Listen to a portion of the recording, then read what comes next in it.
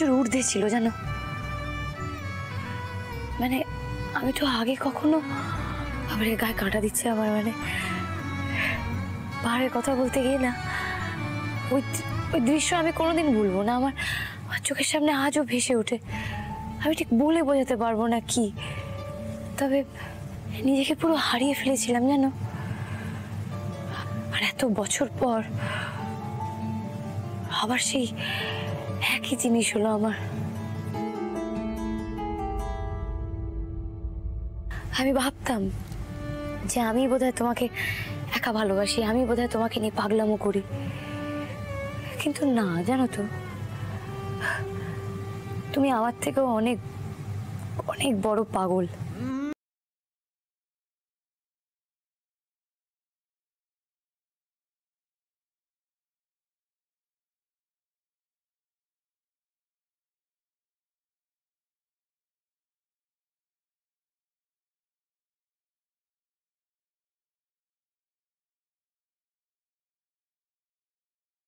এই জন্য ভয় পাচ্ছ?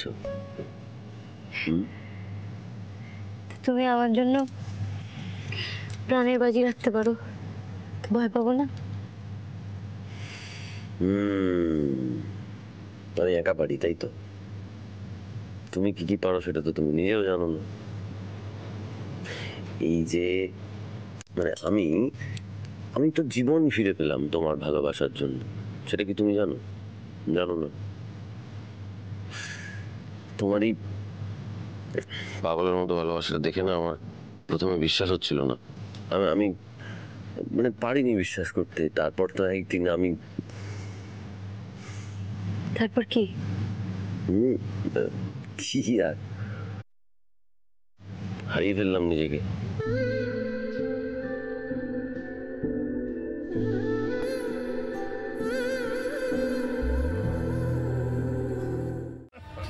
মনে হচ্ছে আমি না ভুল সময়ে চলে এসেছি। আরে কাকা বাবু আপনি, না না, আর ওই দেখুন আপনি এগুলো কি, আপনি কেন নিয়ে নেন? আমাকে বলতে পারতেন, আমি নিয়ে আসতাম, তাই না?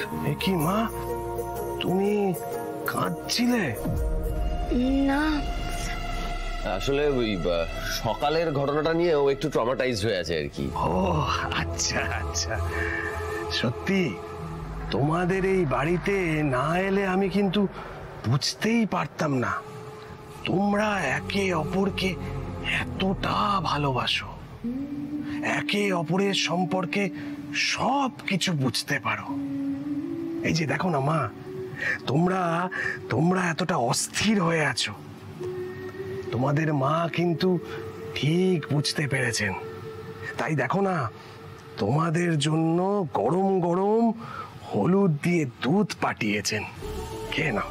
কাকা বাবু আপনি, বলছি তো আপনি কেন কষ্ট করে আসতে গেলেন? আপনি একটা হাঁক দিতেন আমি চলে আসতাম। আরে না না, এতে আর কষ্টের কি আছে? এমডি ম্যাডামের না হাঁটুর ব্যথাটা আবার বেড়েছে, তাই আমি ওনাকে বললাম যে আমি দুধের গ্লাস দুটো নিয়ে যাচ্ছি। আর তাছাড়া তোমরা আমাকে কাকা বাবু বলে ডেকেছো, এত ফর্মালিটি কেন করছো বলো তো? হ্যাঁ নাও খেয়ে নাও। হ্যাঁ না না, এটা তো ঠিক বলেছেন আপনি, কাকাবাবু বলে ডাকলে তো ফর্মালিটি করা উচিত না, একদম ঠিক। আর তাছাড়া মাও খুব চিন্তাতেই আছে। ঠিকই। ঠিকই তো। দেখো কথায় কথায় দুধের গ্লাস দুটো কিন্তু ঠান্ডা হয়ে যাচ্ছে, তাড়াতাড়ি এই গ্লাস দুটো শেষ করো, তাহলে তোমাদের মা শান্তি পাবেন। নাও। এইটা আপনি খুব ভালো কথা মনে করিয়েছেন। এক মিনিট স্যার, আরে আচ্ছা শোনো না, আমি পড়াশোনা করার পর ঘুমিয়ে যেতাম, আমার এমনি পড়তে পড়তে ঘুম চলে আসতো। এটা ধরো, কথা বলো না। আফটার এনি মেন্টাল স্ট্রেস ঘুমটা জরুরি, ধরো। ঠিক আছে। আরে বাবা সে তুমি, ঘুমের ওষুধের ডবল ডোজ। পৃথিবীর রসাতলে গেলেও তোমাদের ঘুম আজ আর ভাঙবে না আনন্দে। আমার কাজে আজ আর মাঝপথে ব্যাকড়া দেওয়া যাবে না। আনন্দিমা, হ্যাঁ তুমি ওষুধটা খেয়েছো তো? হ্যাঁ খেলাম তো। আচ্ছা ঠিক আছে, তোমরা তাহলে এবার শুয়ে পড়ো, আমি আসি। ঠিক আছে, শুভরাত্রি। শুভরাত্রি। Good night. হ্যাঁ দরজাটা বন্ধ হ্যাঁ করে হ্যাঁ দাও। হ্যাঁ হ্যাঁ, গুড নাইট।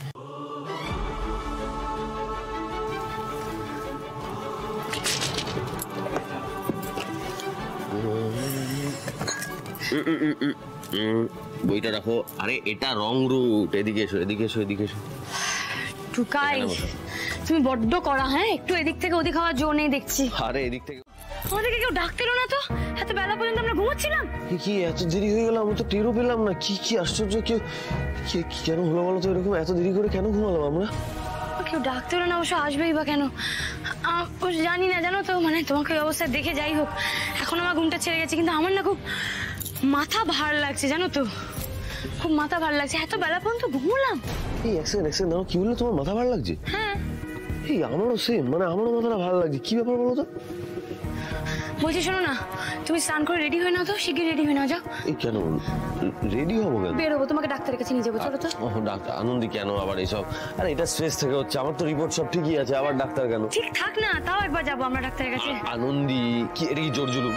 হ্যাঁ, জোর জুলুম। যাবো আমরা ডাক্তারের কাছে, তুমি রেডি হয়ে নাও, যাও, ডাক্তারের কাছে যাবো। আরে দরকার নেই, একটা ওষুধ দিলেই তো ঠিক হয়ে যায়। কি ওষুধ বলো? মানে সেটা ঠিক সময় মতো ডোজটা দিলেই তাহলে রোগ সেরে যায়, হয়ে গেল। আচ্ছা ঠিক আছে, তো আমাকে বলো না কি ওষুধ।